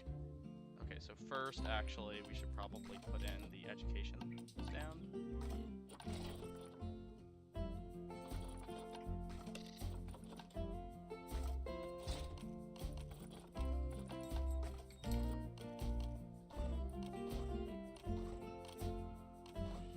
Where are those again?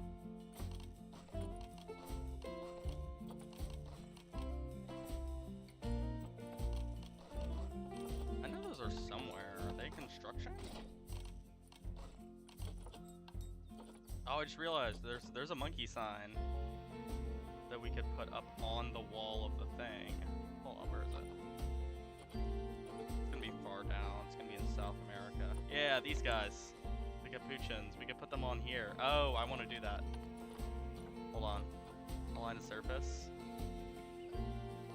That would be so fun. Hold on. We could do it like they're on walking on this.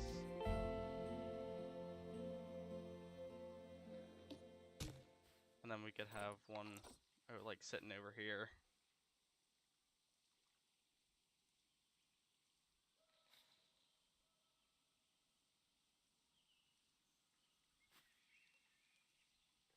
Or he could be sitting up here. Oh, I like that. That's really funny.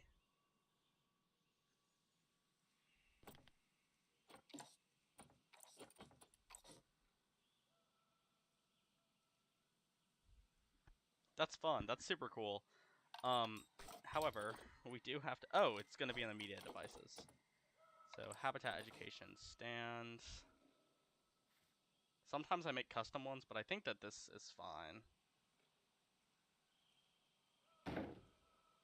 And then we are going to do the Colombian white-faced capuchin. And then we're simply going to copy this and then paste it. Let's make it the same height. Yeah. We'll do it every couple of areas. So the guests can be more educated. And if the guests are more educated, they will donate more money. And then we can go ahead and use that money to continue to care for our primates.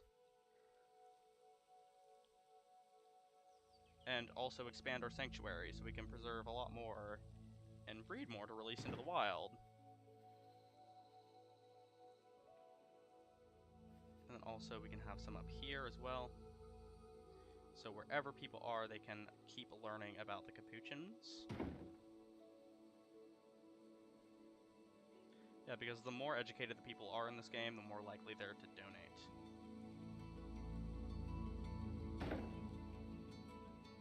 And then we'll add another,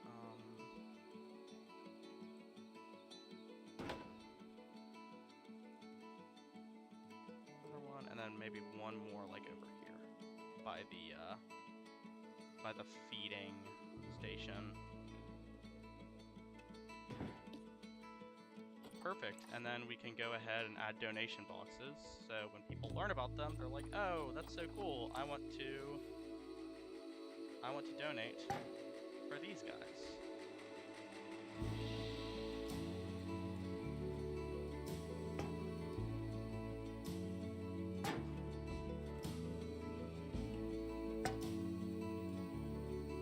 And then we're going to do this around every enclosure that we have. I was like, where's that last one? There it is. There we go. So now we have lots of donation areas. So we'll start to see our people actually, hopefully soon. Oh, I just heard it. I don't know, somewhere. And now our money is actually going up because so many people are donating. I don't know, in total, we're probably still actually having a negative profit. I should go and check our finances.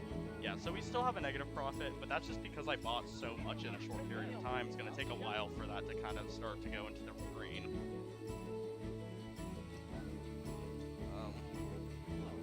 That being said, our profit's still decreasing.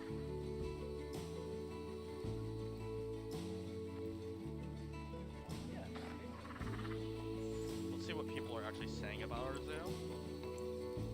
They're saying their ticket price is great. The ticket price is great. However, more people are saying it's fair. I think... So, a lot of people are saying the zoo feels pretty small, but that's just like, I mean, pick and choose your battles, like... I still feel like, yeah... I think we could go ahead and increase the adult price to $6, like $1 is not bad. Let's see how people think about that.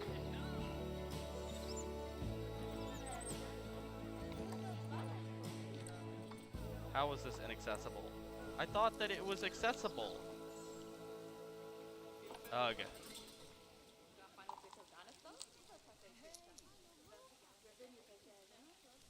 I'm sure the plant can cope with us. No, not.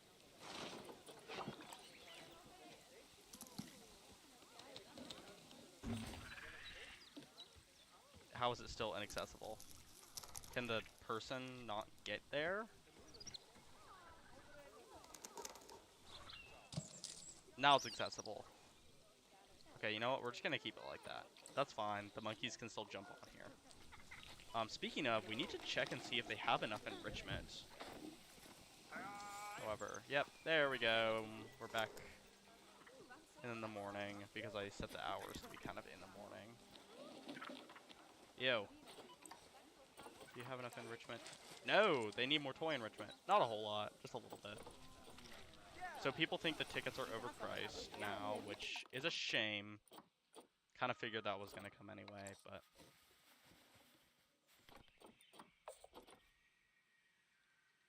We'll go ahead and put a box right there.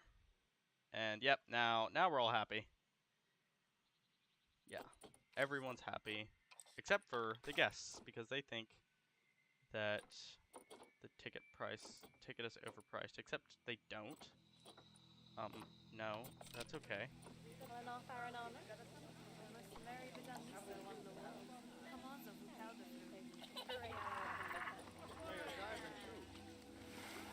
It says the people think tickets are overpriced when they're just saying that the ticket price is fair, and some people are still saying the ticket price is great.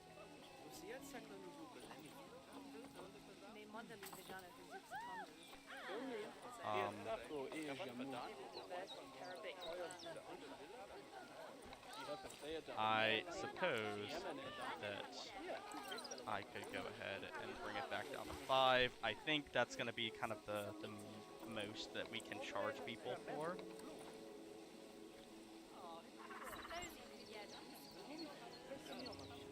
And I think that it's actually going down.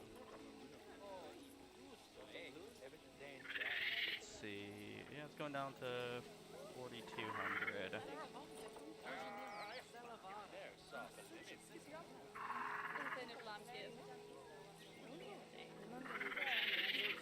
Slowly but surely, we're starting to get closer to the green. Where are our monkeys? People probably don't really like this enclosure. Let's see. Never mind. People are actually being able to get good views of them.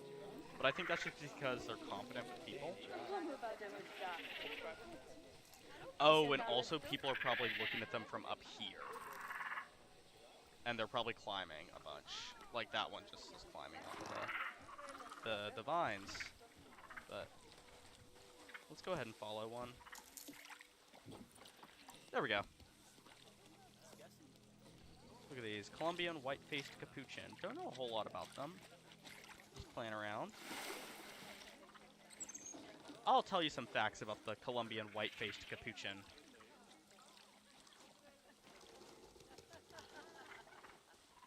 Again, I am big into strepsirrhine primates.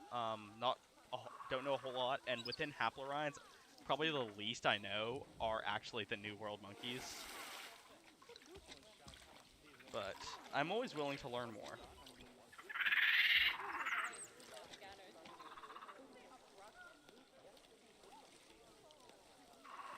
So recently, they were actually switched to their own genus.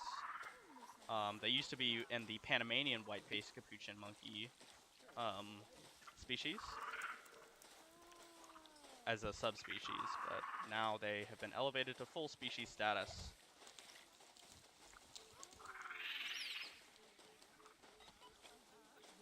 They are in the family Cebidae, which contains all the capuchins as well as squirrel monkeys.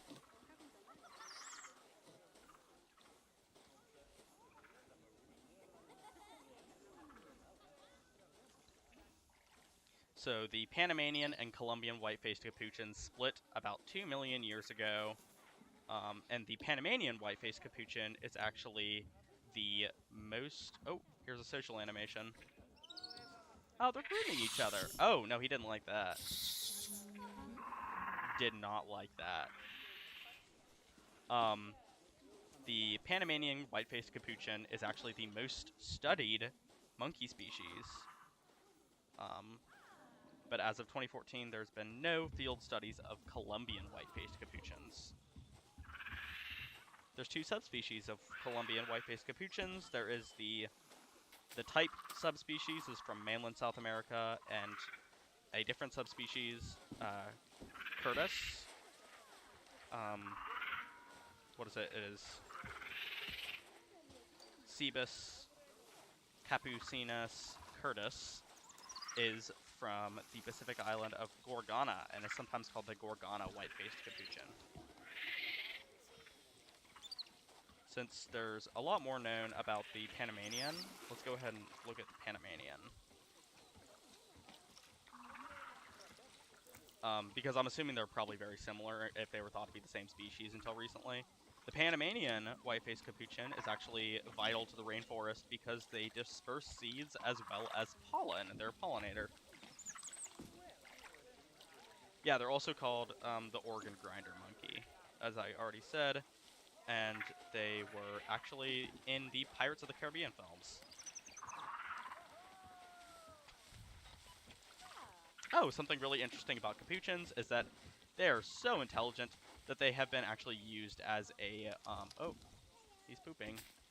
They have been used as helpers to paraplegic people. So they've been trained to actually help people with disabilities, and I think that that just means an animal has gotten out. Who just got out? How did you get there? Ugh, I don't want to catch you. We're going to. The climbing should be disabled.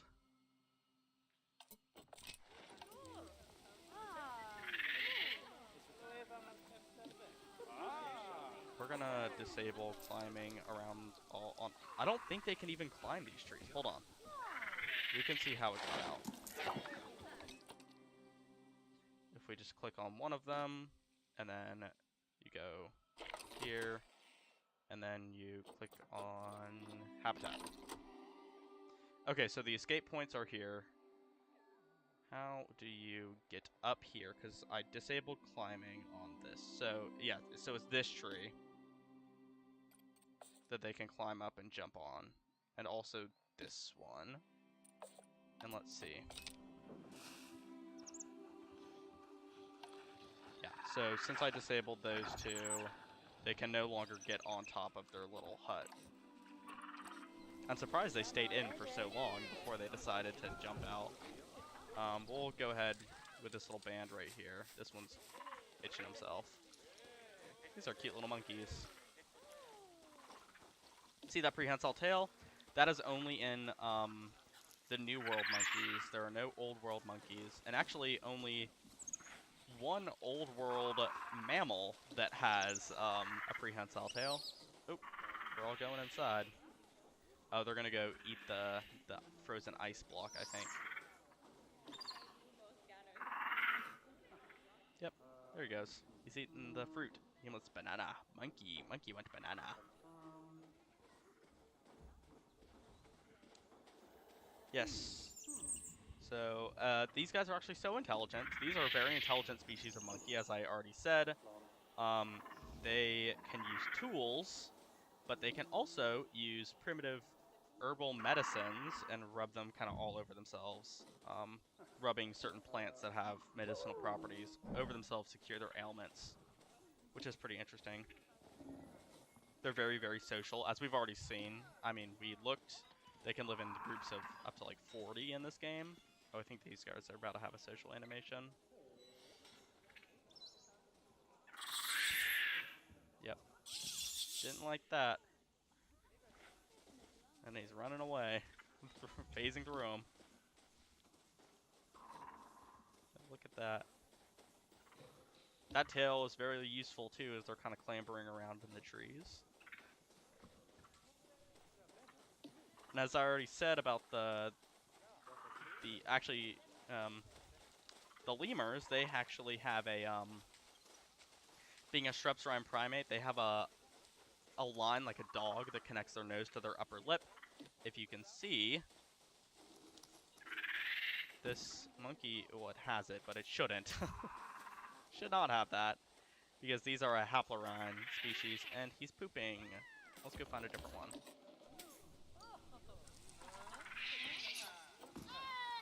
Yeah, I don't really need a security guard. Let's find a monkey that's not pooping. Here, let's look at you. There you go.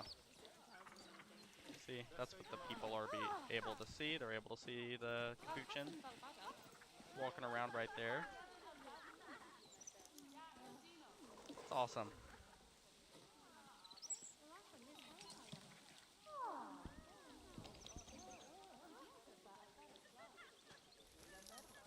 So they're diurnal, as are most primates. Most primates have some of the best vision of any mammal, especially color vision. Most mammals only have 2 types of cone cells, which are what is used to see color, but primates actually are lucky we have 3 types of cone cells, which makes us some of the best color seers out of all mammals. But compared to some other animals, our vision still isn't really that great. But so capuchins are diurnal.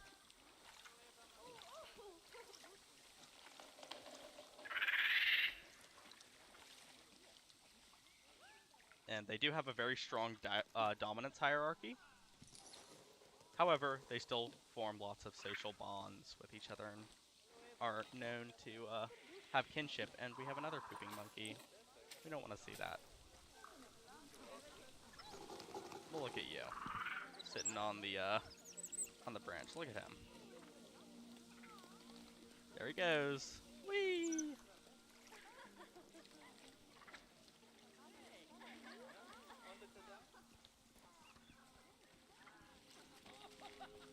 Running through the tree. Yeah, so they get lots of areas to hide. Even though they are dominant species, or, yeah, they're, or not dominant, they're confident around people. And why are you in the scabriola? There you go.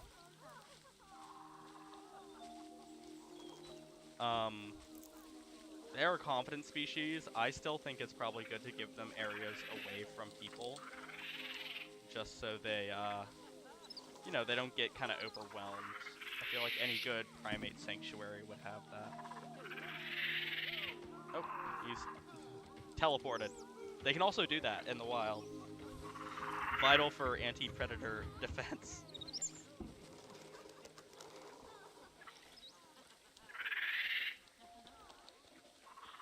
Yeah, so I hope you guys learned a little bit. If you're watching this in the future, nobody's watching right now, so which is a little disappointing. I was really hoping. All the monkeys are pooping. Here, we'll look at you. He's grooming himself. What a clean man. Man? What a clean lady. This is actually one of the best ones. This is a silver 2-star capuchin monkey. So hopefully you're the one that ends up having babies that we could release to the wild and get more conservation credits. So then we could end up adopting more primates for our sanctuary. Look at how they walk. It's so funny. They have, like all primates, one of the distinguishing features of primates is that on each one of their fingers and each one of their toes, they have a nail. They don't have claws. Some species of primates, you've got to be kidding me. You've got to be kidding me. Some species of primates do actually, in fact, have claws.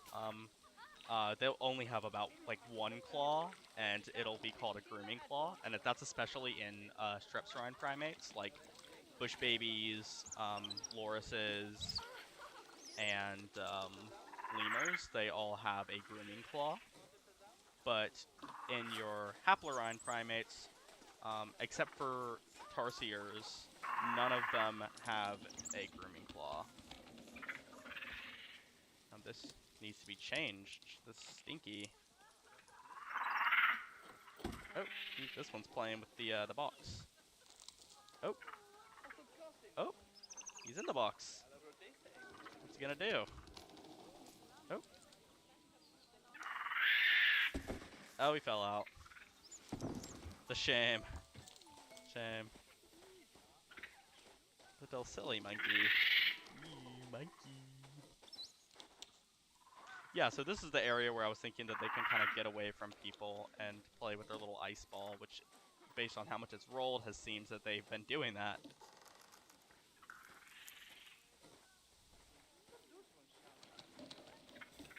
Yeah, but that's awesome. And we're at about 2 hours now, and nobody's watching this. So I think we may go ahead and end this stream.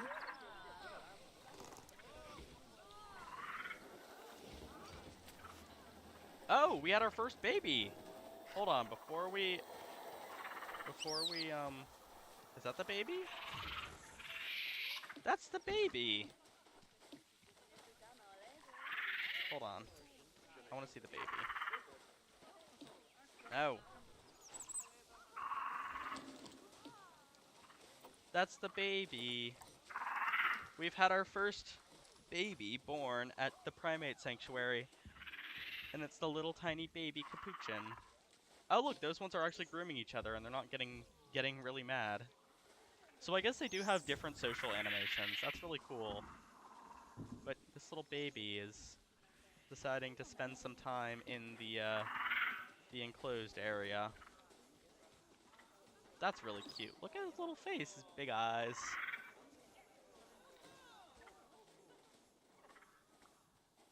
Really big canines. You do not want to get bit by one of these. It's a really nasty bite.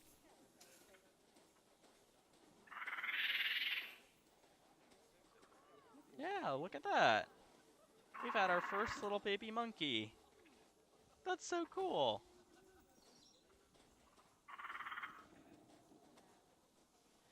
Awesome. So, I think that we may end this stream right here now that we have, first of all, founded our Primate Sanctuary. We have created our first naturalistic habitat for our guests to learn more about the primates. We've made the white-faced capuchins again. And especially the coolest thing that has happened is that our capuchins have actually successfully bred and had babies. So our primate sanctuary is doing exactly what we want it to do, which is to conserve the primates. So once these babies grow up, we can actually release them into the wild and help to boost their numbers in the wild and to kind of help. So that's super cool. So we're going to end it here. We've been doing it for about 2 hours now. I would like to make this a series that I stream. If that happens, it happens. If it doesn't, it doesn't. Either way, I'll probably keep making it. I'll probably stream it though. That seems, I have more fun playing Planet Zoo when I'm streaming it anyway. Because I like to talk, and talking to myself, which is technically what I'm doing right now. Just isn't as, it makes me feel like I'm, you know, borderline, needing of, mental health. Or mental help, that is. But I think that we'll end it here with these little guys. These funny little capuchins. Oh, look at that. There they go, they're all going inside. So, if you've liked this stream, if you're watching this in the future, if you've liked this stream, don't be afraid to leave a like. Also, maybe comment name ideas for the capuchins. That would be super cool. I would love to name all of these guys and all of the future primates. but I can't think of enough of that name or as enough names because there are lots. Oh, there's lots of pregnant ones too. That's perfect. We have lots of capuchins. We have lots of them. We have 13 of them, and I could not think of 13 good names. So if you're watching this in the future, please comment name suggestions for these guys. Also subscribe to the channel if you're new. And without further ado, Pulsaurus Dickinsoni and this little capuchin monkey signing out.